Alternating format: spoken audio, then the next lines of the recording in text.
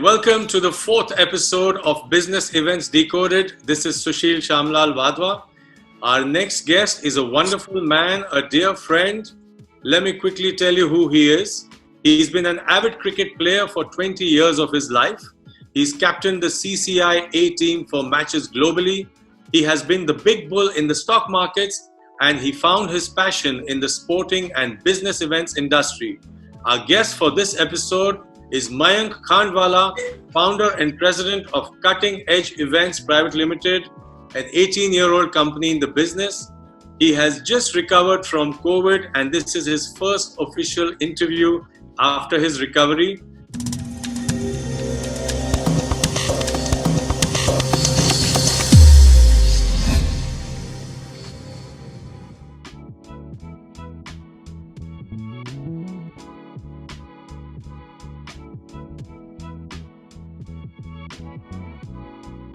Welcome to the show, Mayank. Thank you, Sushil. Great to see you too after long, and hope you doing well with the family and everyone in this situation. Yes, we're making the most of it. We're enjoying the COVID vacation and waiting for things to bounce back so we can get back out and moving. So that's where we are today. And so tell me, I would love to hear about your journey into this industry of business events. How did it all start? Everything is, as you say, luck by chance. So that's the way the story goes. And I have been, my family business has been stockbroking and investment banking for over 8 decades now. And I was in the same business from 1985 till this opportunity came across, and I just took it by chance for the Cricket World Cup in 2002. The Cricket World Cup was in South Africa in 2003, and we got this opportunity in 2002 to get involved with it to market the event. And I just took a chance and committed a certain number of packages and all those kind of things, and started marketing. And by the time we did the first 2 deals, we had 750 people closed. That was just a boost to the whole thing, because the commitment was only for 100 packages. South Africa had come down and told us that we need someone to get people across to South Africa to promote the destination and also the Cricket World Cup together, and you have to give a minimum commitment of 100 people. And that was it at that point of time, because earlier than that there was nothing like sports travel which had developed in the Indian territory. So this was the first of kind of an event where sports travel was having its birth, you can say that. And that's how we started off marketing. We got this opportunity. First 2 deals, 750 people. By the time we ended the World Cup, was 2,200 people in all totally. So without having any travel background or anything, or having a travel team with us, finally had to tie up with certain friends and in the travel industry, and got it worked out basically. I should really thank Kishan Biani on this, because he was very instrumental in supporting along with Pradeep Sabu at that time. So that was an initial breakthrough for us. So it was really good. And from there, we never looked back. So beginning with that, we started the sports travel and simultaneously developed into the MICE industry.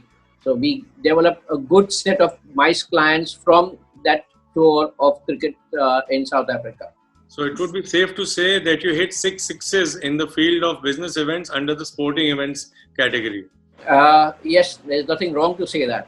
That is definitely there, and it worked with the passion. That's more than anything else. Yeah, always the case, right? When you're passionate about something, doesn't feel like you're doing any work for a day in your life. Yeah, that's true. You enjoying your passion and you working, but you feel that you just doing it and having fun all the while. Wonderful. Tell me, what are the typical industries that you've been servicing in the MICE sector, in the business events, taking them for various sporting events around the world? We served about nearly 55 to 60 corporates during the 2003 Cricket World Cup. So that was the first initiative which we got with the corporates, and then it was across the board. It was insurance, it was television media, and consumer electronics, it was automobiles. So it was across every FMCG. So all of that were there basically. So it was across all industries. We had the opportunity to serve the corporate clients, and from there we started developing all of them across for our mice industry. And what would be the typical size of an average mice group that you would have handled for these wonderful sporting events that you've been promoting?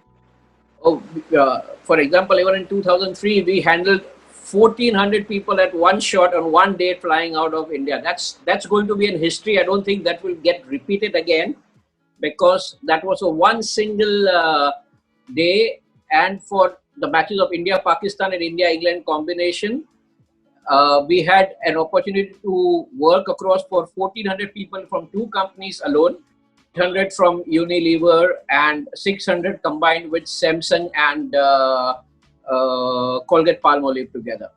So that's how it was there. And we had been able to manage 3 747-400 South African Airways charter flights, which was first of its kind to happen. And on the same day, in space of 4 hours, all the 3 charter flights moved from India into South Africa. So that was a mission. But we handled it, we delivered it, and it went well. So that was one of the biggest group sizes which we have handled during that time.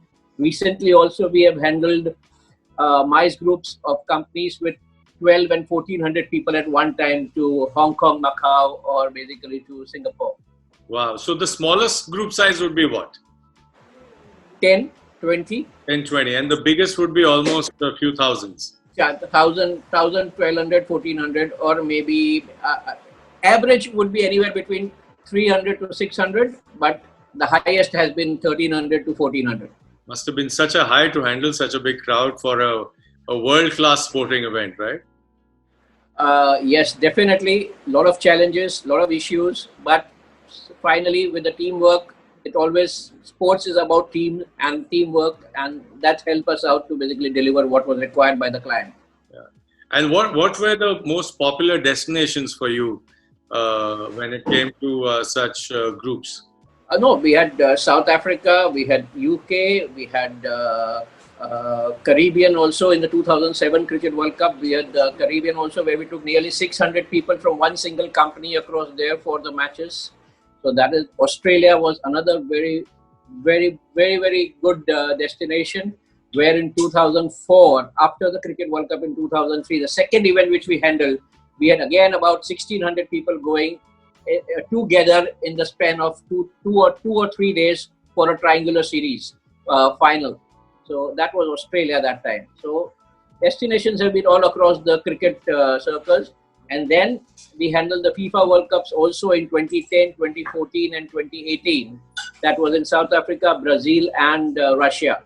So all of them have got good numbers all the way. Russia, we had an exclusive rights for Russia for the 2018 World Cup, and we took nearly 3,000 people across the period of the World Cup there. So why didn't you take me for any of these? I had always invited you, but you always had something or the other happening. So I would have loved for you to be always there. we invite a lot of friends across all the while, and we are always keen on that. Hopefully, anyways, we'll hopefully have a chance to do that again in the next couple of years.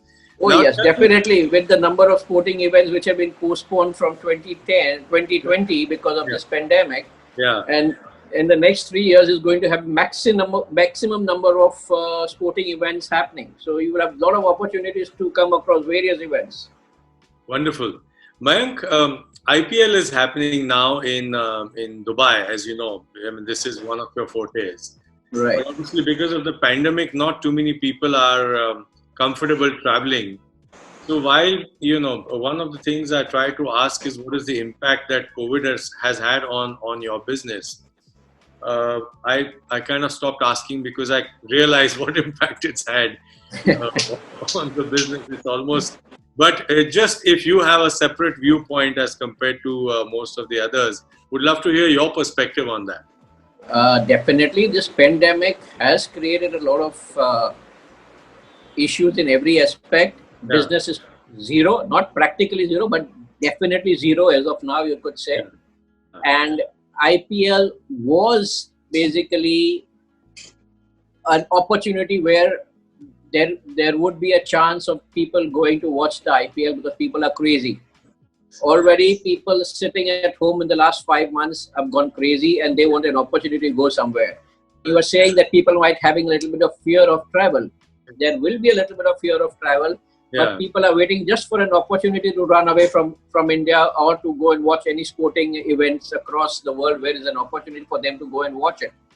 So we've got already many inquiries on hand, but as of now, the BCCI has not been able to get the approvals across from Dubai and from the Dubai government in regards to whether the fans will be allowed initially or maybe in the second half or in the last 2 weeks of the event.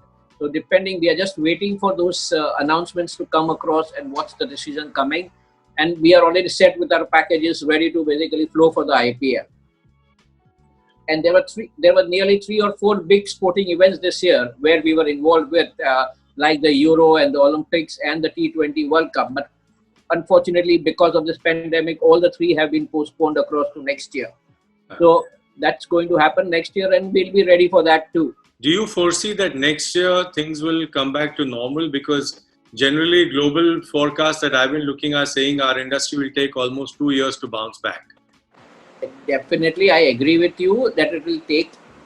I am a little bit of more optimistic on that. I would not say 2 years, but I would say at least a year from today. Yeah. That would be the time when it will bounce back and people will go crazy for travel because they would have been fed up by not able to travel for such a long period out of their homes. People are already frustrated and looking for opportunity for travel wherever they can. A lot of sporting events next year, the MICE will be a bit slow because there is a scare there, and the corporates as well as the people who have been, they are going to be inviting across, want to take a back seat and at the moment are waiting to take away their thing in cashbacks or basically in some other manner in kind, but not to travel because that's the scare as of now. Yeah. As soon as things settle down, the vaccine comes in by end of the year by chance and then you will see the movements happening after April 2021 in the MICE sector. Now tell me, Mayank, what do you think were the key factors that contributed to your success in this industry, MICE industry, business events?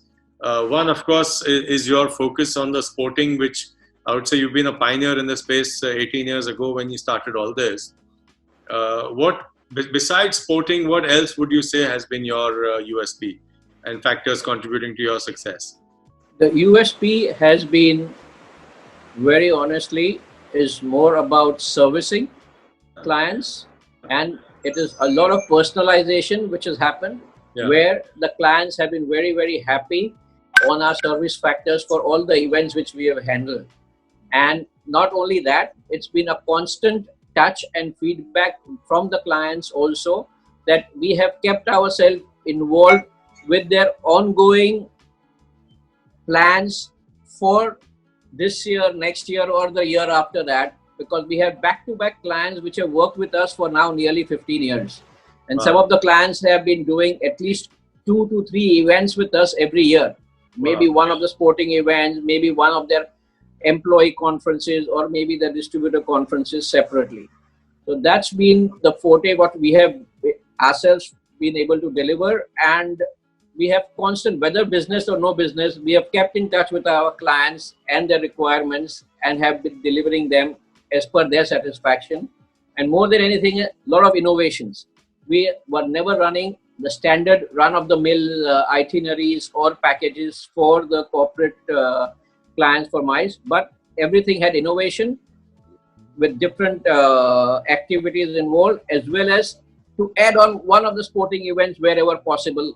And that was what appreciated by most of the clients. And I would add to that list that your undying passion for the business, which obviously kept you going in this industry so strong. That is, we all have that undying passion. That's all of us have that, and we are all basically in the same line to basically try and work on our innovations, our personalizations, and try and be there for the clients whenever required. That has always helped all of us in this industry. Wonderful. Mayank, what would be your advice to other companies in the MICE industry? You're one of the leaders in the industry, one of the leaders in the space.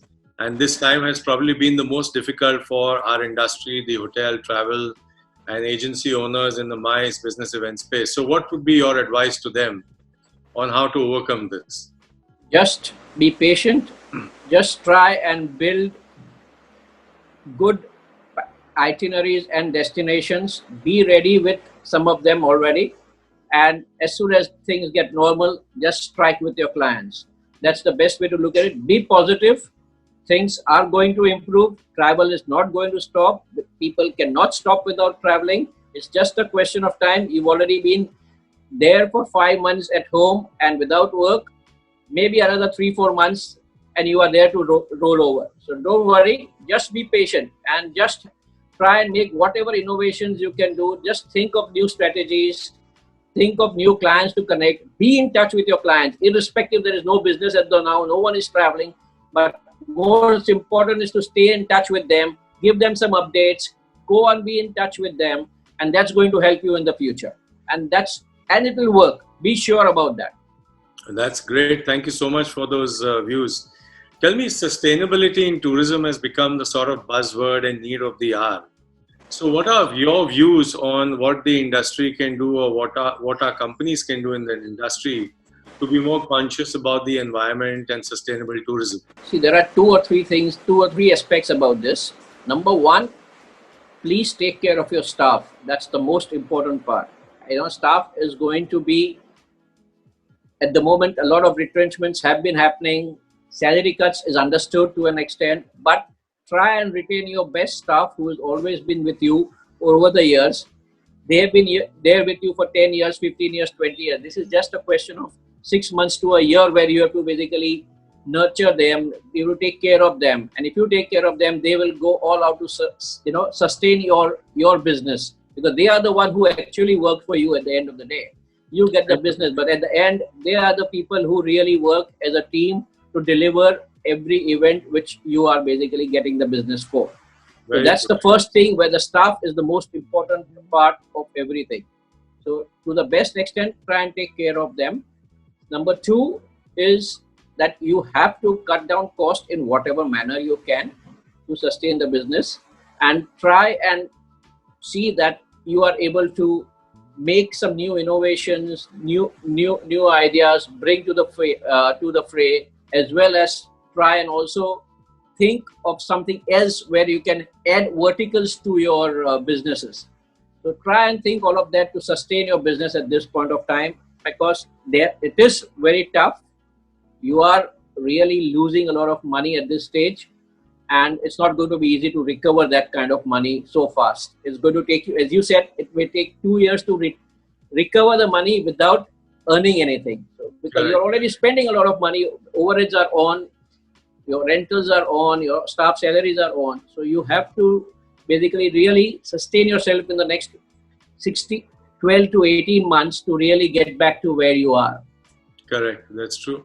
What would be your advice, Mayank, to the young people who are looking at a career in this industry, travel, business events, MICE industry? What would your advice be to them? Simple. The scope is wide enough for everyone to enjoy and to work hard on it. There is enough scope and enough opportunities will come through.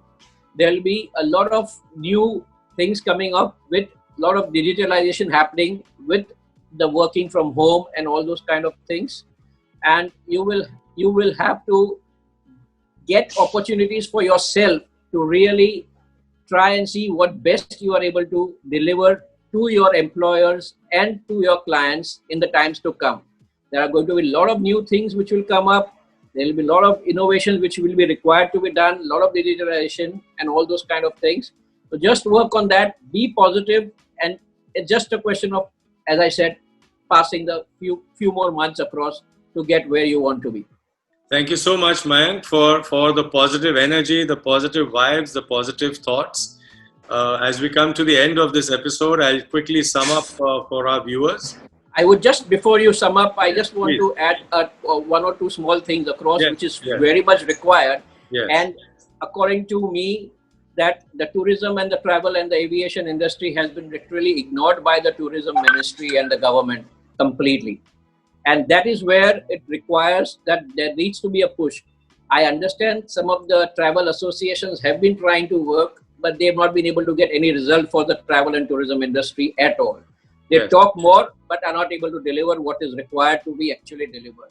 Yeah. And if you see globally at all, there has to be pressure on the tourism ministry and the government and the finance ministry on various aspects, especially that if they want to really boost up the tourism industry, they have to come up with certain new options, like how in the UK for hotels they have come down from a 20% VAT to a 5% VAT for the next 1 year, 6 months to 1 year. That is way they're going to get the hotel industry back into the fray, where people will go to the hotels with lower cost and everything across. So that is the first and foremost thing. Aviation airlines will have to be basically given certain benefits, certain concessions in terms of the government taxes, which are very high at the moment, the fuel charges, which are high today. The fuel in this country is the highest globally, which is just surprising that globally when the fuels, the oil is going down to such a low level, in spite of that, the fuel in the country is the highest. So we do not understand what the government trying to do on that front. And they have to give the boost to the tourism industry by giving benefits to the travel companies also, where internationally, I can tell you an example in Germany, a company which is there has been given a 2 billion moratorium loan by the government of Germany. Wow. And for a period of the next 3 years to sustain and run their business. So that's how the government is supporting the travel companies. We are not asking for such huge amounts, but there are agents who would love to basically get some leverage in terms of moratoriums on loans and getting finance basically for the next 2 or 3 months to sustain the business through and deliver better products across over the couple of years. So I think the government needs to be proactive. A lot of webinars have happened across the last couple of months and everything, but I have not seen one single concrete thing which has come out for travel and tourism, and which is a very sad thing overall across. The government has definitely said Atmanirbhar bano. आत्मनिर्भर बनो, लेकिन आत्मनिर्भर कभी बनेंगे? तुम खाली बात करेंगे कि हम 20 लाख करोड़ रुपया, किसको गया वो 20 लाख करोड़, किसी को पता नहीं आज तक. No one knows about that. Exactly. So it's the thing across. And the travel and tourism companies, the travel agents have to be taken into confidence. They have to be seen on an individual basis. There has to be people from the tourism ministry and the finance ministry together from our team, have dialogues and create something where it will get to revive the travel and tourism industry. It's the most necessary. Let's hope this message is reached out to them and they're able to take cognizance of what they need to do to revive our industry. And also the taxation, GST, taxation reduction to travel agents, all that things need to be done today. Yes. 2 years, if the government is not going to make money to an extent from the travel agents, it will only boost their things across with the GST and tax collection from the travel agents themselves in the next 2 years. Correct. So they have to understand that part of it, which is not being understood by the government or anyone. And sorry to say, as always, the travel associations do their work, but they are not able to deliver what the results. That's the most important thing. Yeah, I guess they are putting their word across, but the government is not responding favorably, and that's where the problem lies. Yeah, definitely. So let's hope that part of this interview somehow manages to reach the right people, and they're able to take cognizance of what needs to be done and implement that. And thank you once again for your time. And you look absolutely fine. Doesn't look like you've had COVID at all. So as I said, you handled it very, very well, and it's a very positive sign. Thank you for being a part of the show, for the positive energy, positive vibes, and the suggestions on how to revive our industry for the government. I will quickly sum up this show. Friends, thank you so much for watching this show all the way till the end. Please don't forget to like, share, comment on this video, and subscribe to the channel. And until we meet again, this is Sushil Shamlal Wadhwa signing off from Business Events Decoded.